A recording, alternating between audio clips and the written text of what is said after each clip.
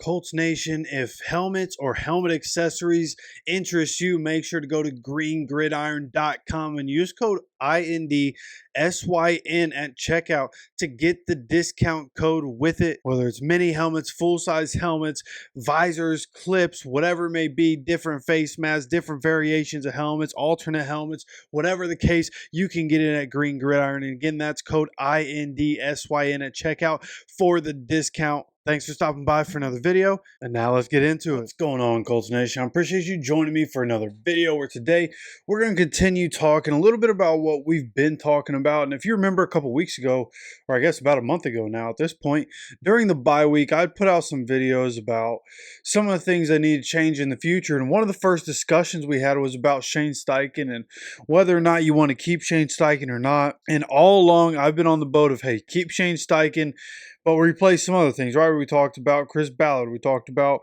Gus Bradley. We talked about different players and the 41 free agents coming up. So in my opinion, when you really look at the situation, like through it all, I thought, hey, Steichen, young head coach, he'll figure it out. He'll grow into it. And there's still a possibility of that. And I feel like even at this point, how likely is it that we move on? I don't know. But I'm just at a point where I'm done. I'm done, right? And I even had a tweet. I saw some quote from Shane Steichen today, and from his press conference, and there were just things that he said that my tweet replying to this said, 2 weeks ago, and this was true. 2 weeks ago, I was all for Shane Steichen staying here. Yesterday, after the game, I was on the fence, right? I was contemplating, hey, should this guy be our coach? I'm really considering that at this point. And I saw these comments, and I'm out. I'm done.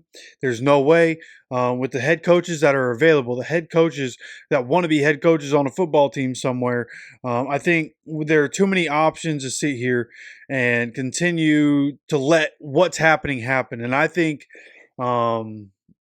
in my opinion, we need somebody with experience as a head coach, right? Ben Johnson is, of course, going to be the hot name, and we'll talk more about that, and I'll look more into that, and might even change my mind on that, because Ben Johnson's a guy that would come from Dan Campbell, right? Came from his coaching tree, whereas Steichen comes from Nick Sirianni, right? Massive difference, right? Because Dan Campbell came from the Sean Payton tree. Right, Ben Johnson, an extension of that, but his own play caller, right? His own style of play caller, does a really good job. It's just, at the end of the day, the discipline's not good enough. And this is what I'm talking about, right? There was a massive tweet from Pat McAfee. I assume most of the people, if not all the people that watch me, watch him, or at least hear about the things that he says. If you don't know what he said, there was a very long tweet, and he talked more about it on his show today about the state of the Colts as he sees it, and other Colts, right? Marlon Jackson had his own quotes. And a lot of it is talking about how, obviously we talked about the accountability problem on the team in the past. We've talked about that. But it's like everything that goes into it, right? Being late to meetings, being late to treatment, missing treatment, whatever it may be. Well, James Boyd said Colts head coach Shane Steichen, asked by Bob Kravitz, longtime Indy Star reporter for the Colts, said he asked if players have ever been late to meetings or treatment this year, as Pat McAfee suggested. And then this is where Shane Steichen said, I think with any team, not everyone is going to be on time every time, but there is accountability and guys are held to a standard. And that answer is just absolutely ridiculous, right? And this is coming on the heels of what already happened, right? Last week, right, I did the pregame preview with the understanding that Anthony was just sore. Going into a must-win game, our quarterback's going to play. Turns out he had severe back spasms that were causing severe pain, and he wasn't able to move real well, which is why he was held out. He wasn't just sore, right? And so the miscommunication, the misleading, and he wants to keep things in-house, and I respect that. I'm cool with that. But it's like this is second time this season. Like, I think it was J.J. Watt, I heard, said this second time this season where you've thrown your quarterback under the bus, like unintentionally trying to keep things in-house. You put your quarterback in a worse situation. First, it was, hey, we're going to hold him out because we need to hold him accountable and he needs to learn how to be a pro, but you didn't tell people that. This time you're telling people he's sore when he's really in severe pain and not able to move. And so it's just like, bro, just come out and say, he's trying to play for competitive advantage and whatever it may be. But at the end of the day, the communication in the media and how those things are perceived, that's all just one part of what's going on. What he says in the media is one thing. Now, what is actually happening, right? Guys not everybody's going to be on time all the time. So that just that just doesn't make sense to me. It just doesn't make sense. We grew up with Peyton Manning. Anybody from that Peyton Manning era would tell you that that doesn't happen. That's not going to happen. Great football teams don't do this. Winning football teams don't do this, right? When you hear these guys talk about creating winning habits, right? Jim Harbaugh likes to talk about creating winning habits. That's what it is. It's showing up. It's being on time. It's being early. It's being punctual and being intentional about what you're doing. And the Colts don't do it. We don't do it. And from Frank Reich, who is soft on the players, and Shane Steichen comes in after year one, it seemed like it was working, right? We even cut 2 guys at the end of last season. Things weren't working out. And it seemed like we were on the right track. And then coming into this year and then having so many questions about work ethic and so many questions about the discipline. Like, well, you're the coach and you've got to be disciplined. And there's more to this conversation as I sit here, and I was about to start rattling it off another video that I want to have, because the leaders, it all starts at the top. Leadership starts at the top. There's a conversation that has to be had that I don't see really anybody else having. I don't really have any connection with the team. I just talk about the Colts. So I'll talk about it because, boy, something's got to change. Something's got to change from the top down, man. We've talked about the GM and the front office. We've talked about all the different coaches. And there's more conversations that need to be had. But for this one, like Shane Steichen seemingly just having a culture where the players are held accountable, but how are they held accountable? What is going to change under Shane Steichen where all of a sudden everything's going to be different? Players going to be doing, preparing the right way and everything. Can it change? Right, because you had Dan Campbell. Dan Campbell, you look at the way the things went his first year with the Lions, and it's very noted. A lot of people know by now, right? His first year didn't go very well. They didn't win many games.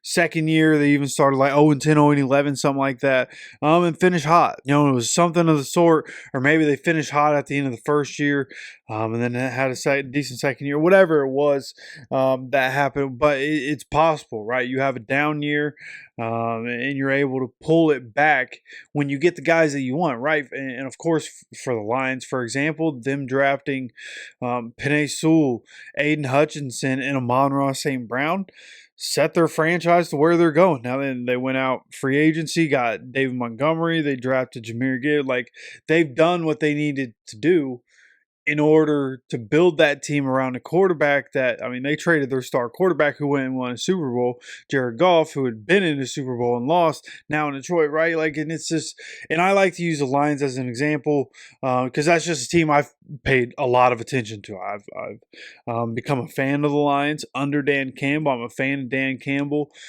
Saw a tweet earlier today, right? Somebody brought up the old tweet from Adam Schefter when he broke the news that the Colts were getting permission to interview Frank Reich from the Eagles and assistant head coach of the Saints, Dan Campbell.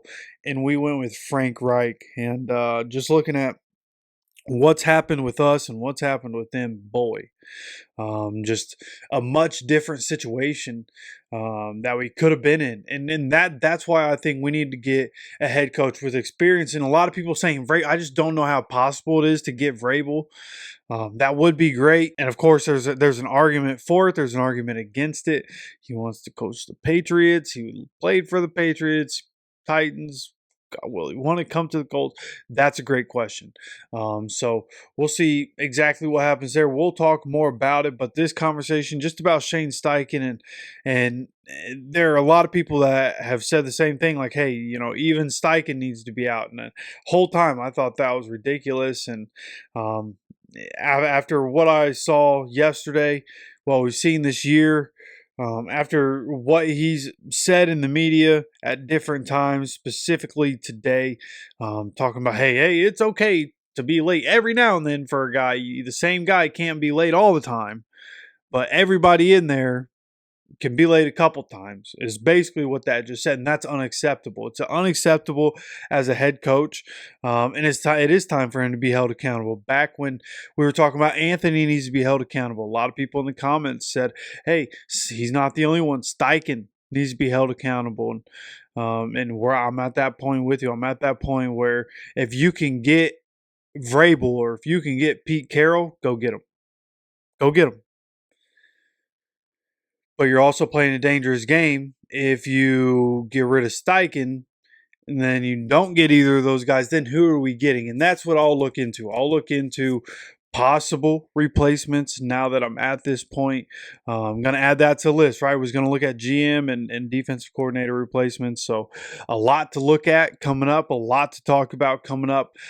Season essentially over. We do play the Jags, and we'll be live for that game. We'll have more content through the week and through the off season. So make sure you're subscribed with notifications on so you get notified anytime we put any more content out on this channel or whenever we go live. We'll even be live, try to go live every Sunday during the off season just to touch base with Colts Nation and see what's going on with you guys. But nonetheless, again, subscribe, notifications on, and as always, take care of yourself, take care of each other, and go Colts.